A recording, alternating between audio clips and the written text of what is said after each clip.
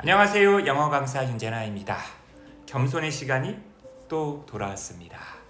중앙대학교 편입영어 시험지를 지금 좀 쪼개가지고 돌아보고 있는데 최근에 단지문 논리 풀었었고 그 다음에 이제 장지문 논리로 넘어와야 되는데 첫 번째 문제가 너무 아름다운 지문이어서 좀 깊게 봤고요. 자, 20번부터 26번까지 총 7문항 가운데 한 문제는 봤고 이제 나머지 6문제를 봐야 되는데 요거 25번 문제를 빼고 나머지 5문제만 보도록 하겠습니다. 25번 문제를 왜 빼느냐? 그것도 강의할 거예요. 이 영상 다음에. 이유가 있습니다. 문제가 출제가 좀 안 좋아요. 사실 이제 수험생 입장에서 시험 문제를 풀 때 뭐 출제가 잘 됐냐 못 됐냐 뭐 이런 것들은 신경 쓸 겨를이 없어요. 하지만 이제 시험은 다 끝났잖아요. 그리고 이제 공부를 하는 입장이기 때문에 문제가 좀 잘못 출제를 했다라는 생각이 너무 들어가지고 그건 따로 처리를 하도록 하겠고 오늘은 장문독기 나머지 5문제를 보도록 하겠습니다. 시험지 다 구하셨죠? 영상을 보시는 분들 가운데 상당수가 중앙대학교 편입영어에 관심이 많으신 분들이 보겠죠? 그러니까 꼭 풀어보고 시험지 구해서 풀어보고 이 영상 보시면 좋을 것 같고 아마 이 영상을 보시는 분들 가운데 그냥 호기심에 보는 분도 있을 것 같고 공무원 수험생도 있을 것 같고 경찰대 준비하시는 분들도 볼 것 같고 그리고 일반 학원 강사분들도 많이 볼 것 같은데 부끄럽습니다.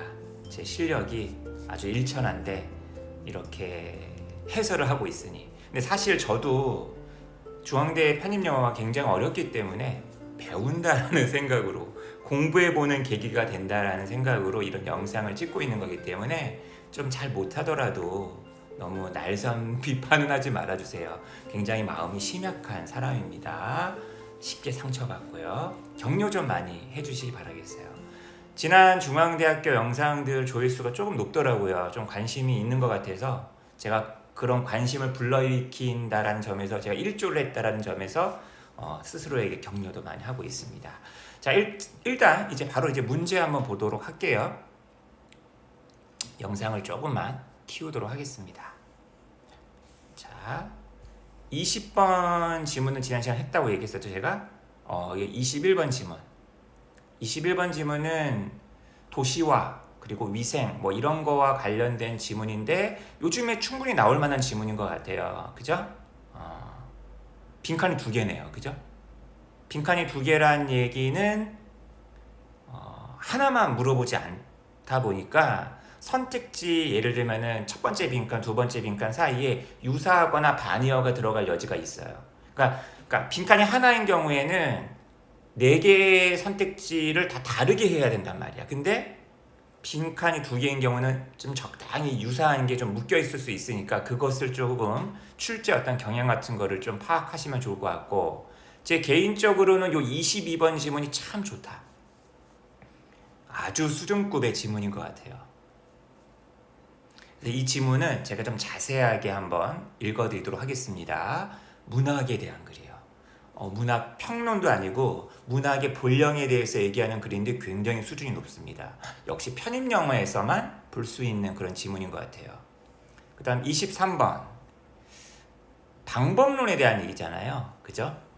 학문에 있어서 사람을 볼 것이냐 환경을 볼 것이냐 이런 이분법적으로만 볼 것이냐 제3의 대안은 없단 말인가. 굉장히 수준급의 지문입니다. 그러니까 이런 어떤 대학에서의 배경 속에서 나오는 지문이야. 그냥 어떤 지문이 어렵기 때문에 출제만 하는 게 아니에요. 정말 출제 교수님들이 굉장히 좋아할 만한 그런 내용의 글입니다. 그리고 대학생을 뽑는 거잖아요, 지금. 그러니까 이런 지문이 굉장히 좋은 지문인 거죠. 근데 문제도요, 되게 좋아요.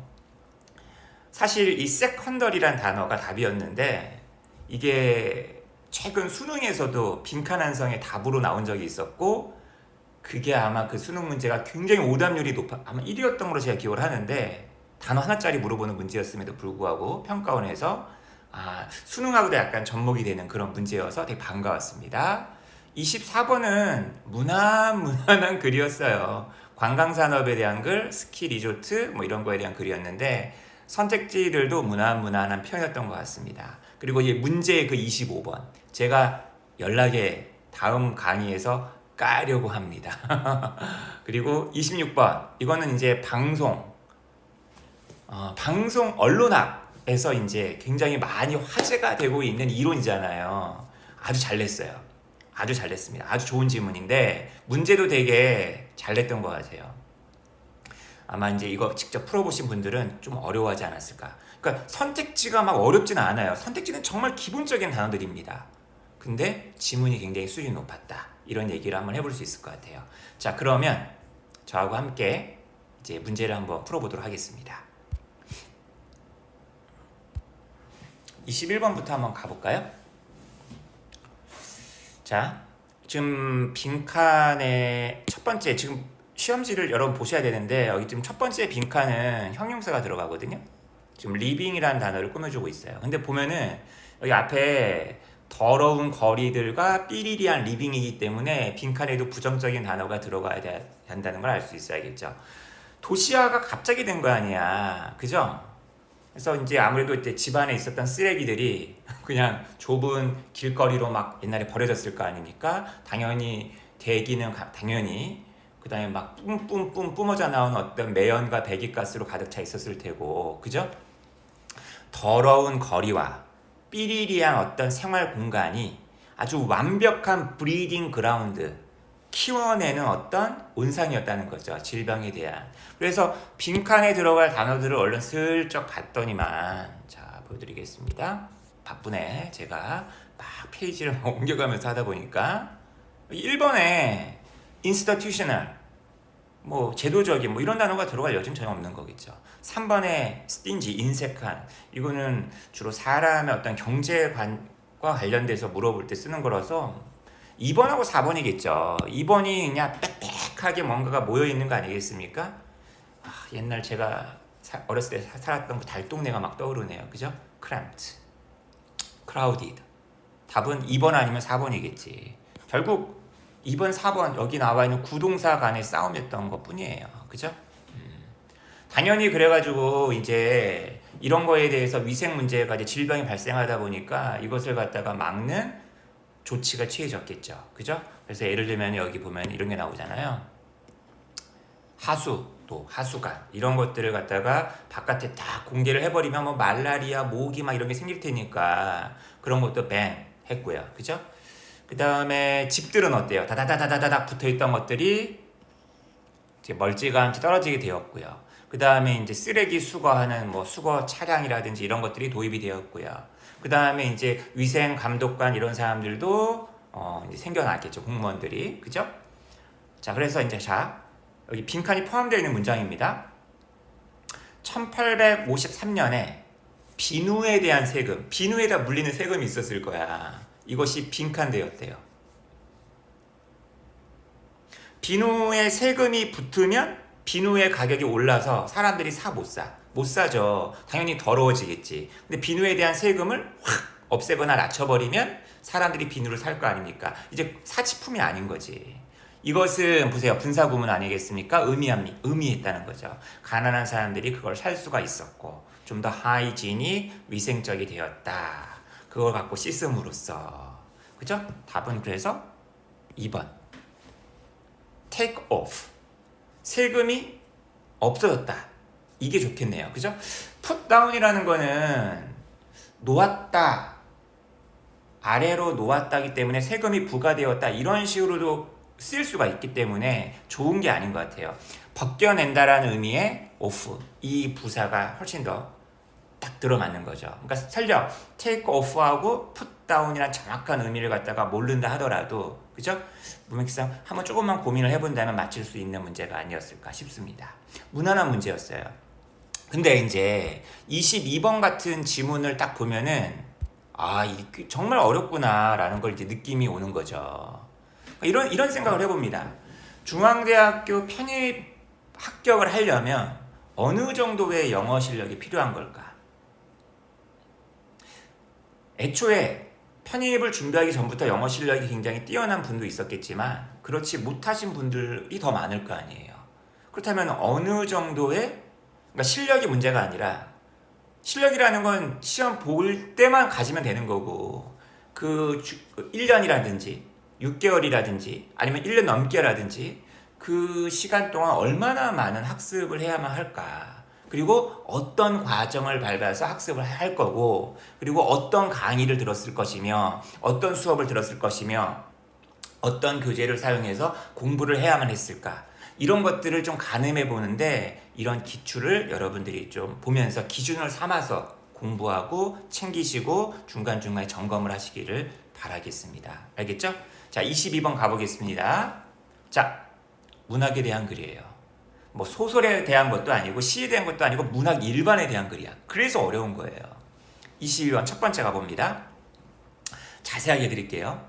어쩌면 문학이라는 것은 정의될 수 있을지 모르겠다. 이제 문학을 어떻게 정의할 거냐, 그죠? 네, 나대의 법이에요, 그죠?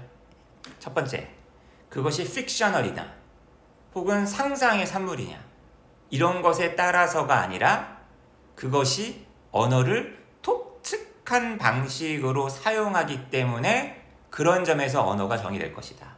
자, 제가 지금 소설을 막 썼습니다.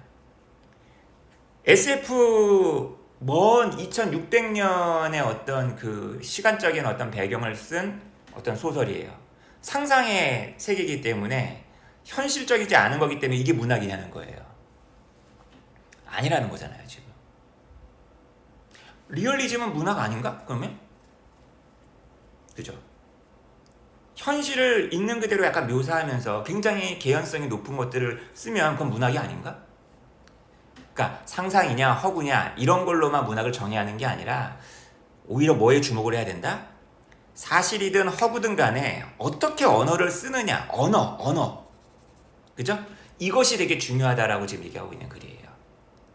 자, on this theory, 이 이론에 따르면 문학이라는 것은 일종의 글쓰기인데 관계대명사 위치가 꾸며주고 있잖아요. 나왔다 드디어. 러시아의 그 유명한 평론가, 비평가인 로만 야콥슨의 말에 따르자면, 보세요. 이게 이 문학에 대한 정의인 거예요. 우리가 일상적으로 사용하는 언어가 있잖아. 그죠? 여러분 주목해 주세요. 여러분 졸면 안 됩니다. 사랑해. 좀 더 일상어 아니야, 그죠? 일상어에 가해지는 조직적인 폭력을 나타내는 그런 글쓰기의 종류라는 거예요, 문학이라는 게.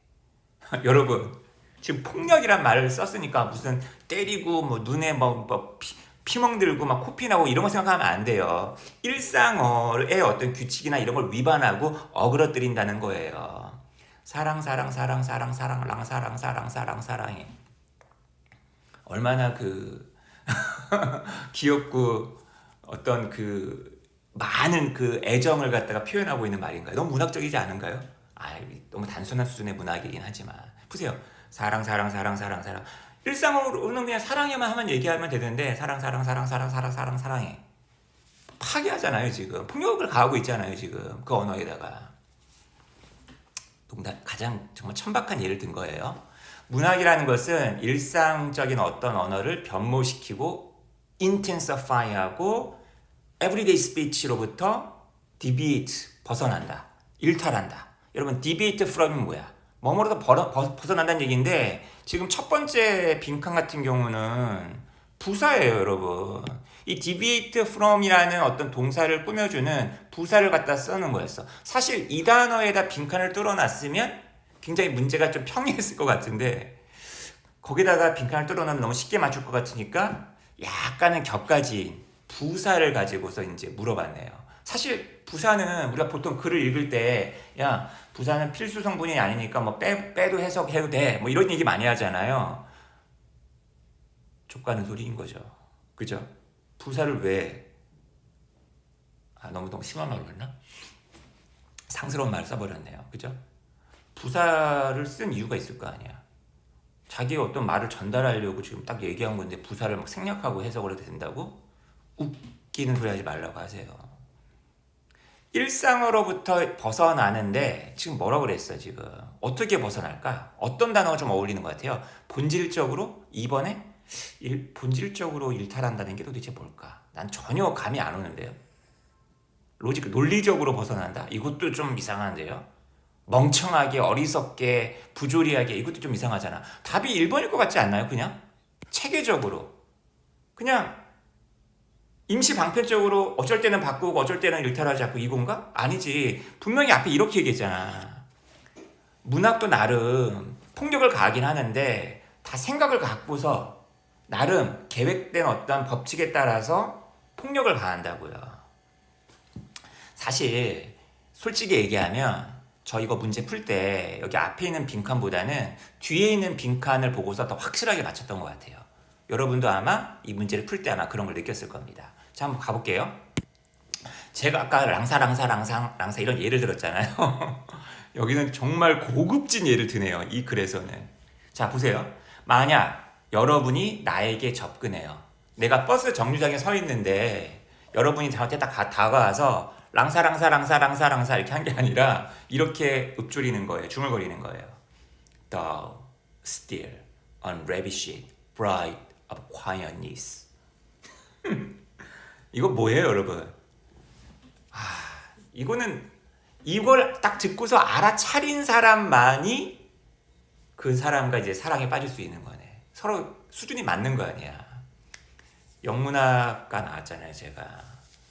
이거 영문학 딱 1학년 1학기 때 맨날 배우는 시입니다. 낭만주의 시. 존 키츠.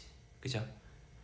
어디 사막에서 어디 이제 뭐 이렇게 유물 발굴 같은 거 하다가 아주 먼 그 과거 이상적인 시대라고 여겨지는 그리스 시대의 항아리가 탁 하니 발견이 된 거예요. 얼마나 그 위에서 많은 그 왕조가 바뀌고 많은 어떤 사람들의 어떤 죽음, 사건, 뭐 권력의 변화, 부의 변화 이런 게 지나갔을 텐데 지 혼자 이렇게 과거의 것이 딱 지금 훼손되지 않은 채 고고히 혼자서 많은 시간, 영겁의 시간을 거치면서 딱 혼자 살아남은 거예요. 존 키츠란 시인이 그 항아리를 보면서 한 그 문구입니다. 시의 구절이에요. 그대 여전히 파괴되지 않은, 레비시되지 않은, 이걸 다른 해설지에는 이상하게 번역을 해놨던데 이 시를 몰랐나 봐요. 파괴되지 않은 아주 순수한 고요함의 신부여.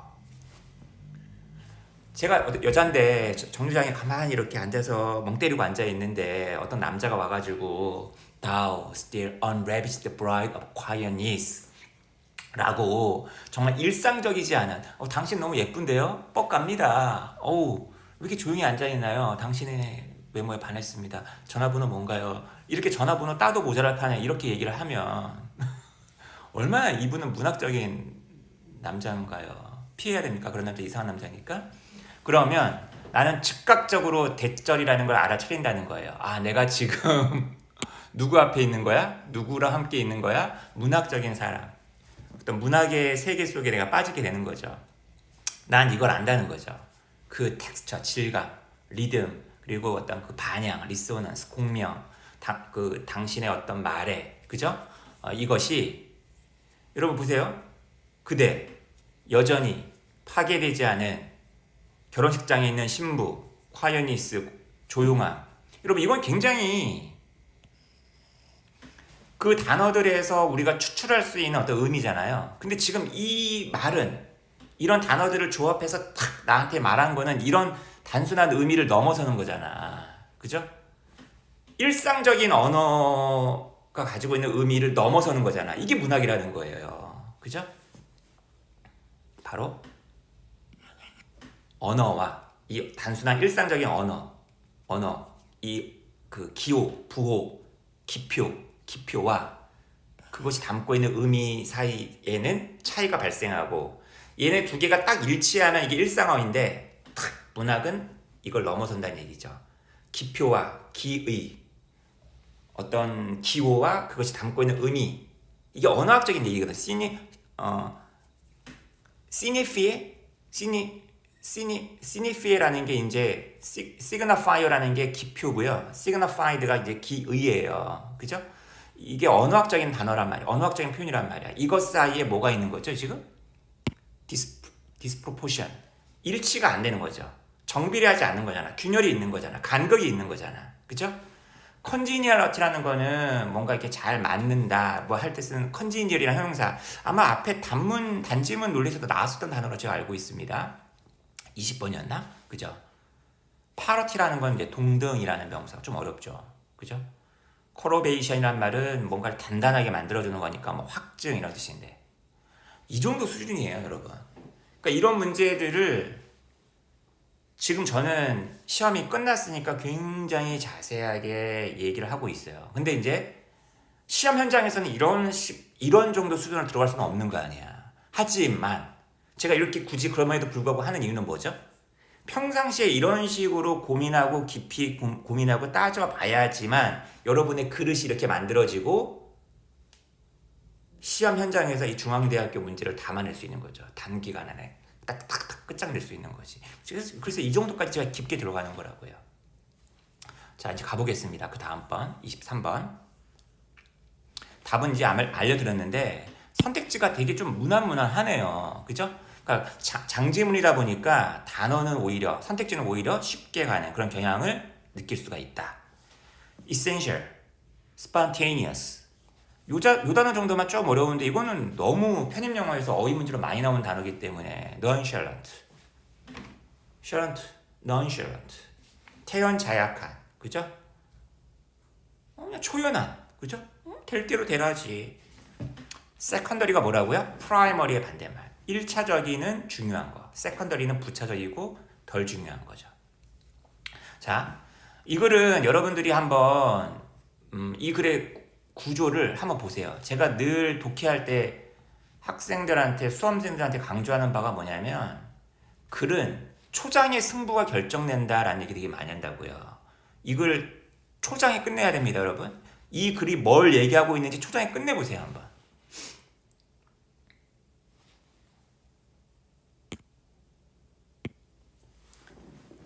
액션이라는 것이 받아. 뭘 받아? 분석적인 어떤 우선순위를 받아. 내가 어떤 뭔가를 분석을 하는데 행위를 좀 우선시해서 분석을 해보자는 얘기예요. 그럴 때 인간이라는 것은 바라봐진다. 접촉하고 있다. 네가 만나고 있다. 그리고 관계를 맺고 있다. come into contact with. 그리고 창출하고 있다. 바로 무엇을? 자신의 환경을. 뭐뿐만 아니라 자기 자신뿐만 아니라. 아, 보세요. 인간이 있어요. 인간이 심리학에서 다루는 인간도 생각을 해보시고요. 언어학에서 다루는 인간도 생각을 해보시고요. 사회학에서 다루는 인간도 한번 생각을 해보시라고요. 이 인간이 자기 주변 환경하고 이제 만나서 영향만 받나요? 내가 내 환경을 만들기도 하잖아, 우리 인간이라는 거는. 이럴 때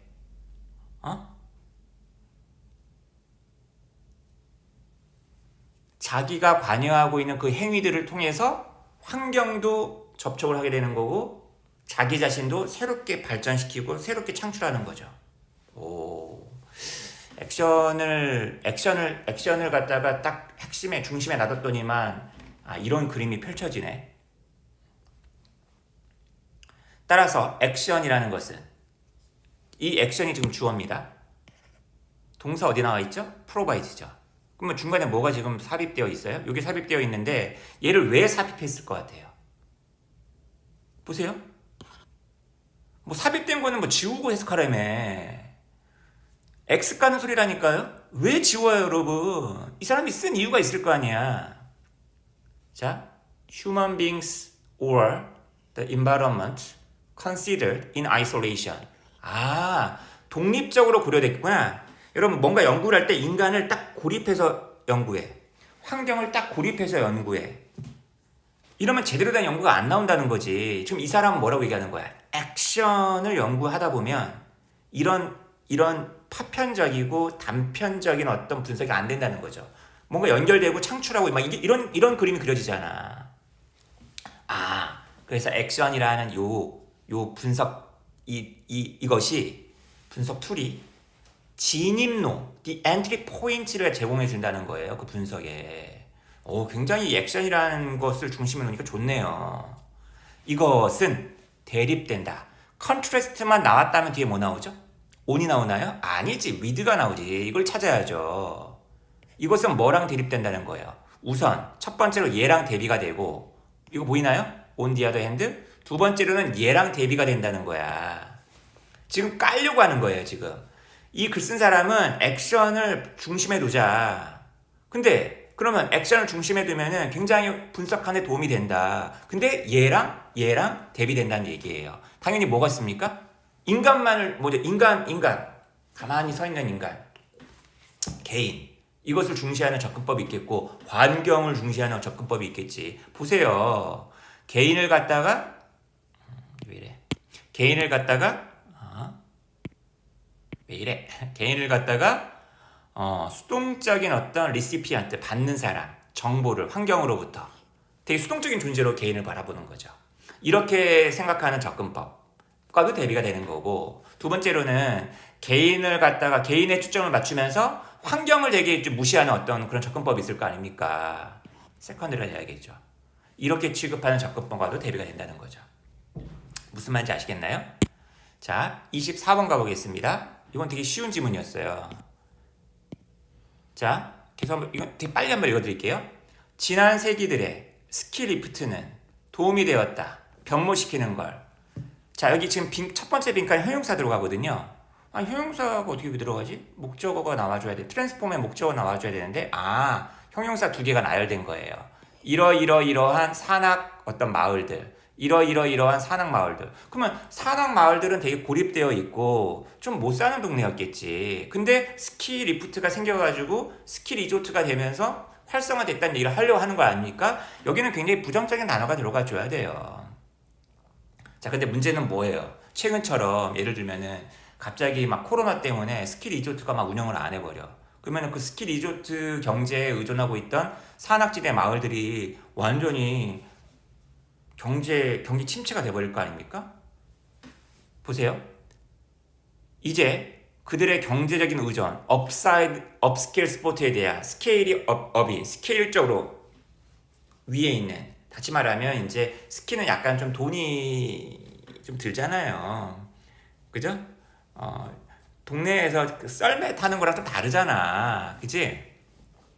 장비도 사야 되고, 장비도 빌려야 되고, 또 훈련도 해야 되고, 이런 어떤 고급진 스포츠에 대한 그 경제적인 의존이 바로 그것들의 루인이 될 수가 있다. 오히려 자승자박이 될 수가 있다는 얘기예요. 그래서 보세요. 어떤 이유인지 모르겠는데 수십억 달러가 이미 손실되었대요. 리조트가 폐쇄가 되면서 3월 달에. 여기 티롤이 뭔지 모르겠어. 그 다음에 여기 슈드가 맨 앞에 와 있죠. 여러분, 슈드가 맨 앞에 와 있는 경우는 어떤 경우예요? 아니, 덮어놓고 슈드가 맨 앞에 와 있어. 100% 뭐야? 소위 말하는 if가 생략되면서 도치가 된 거겠지.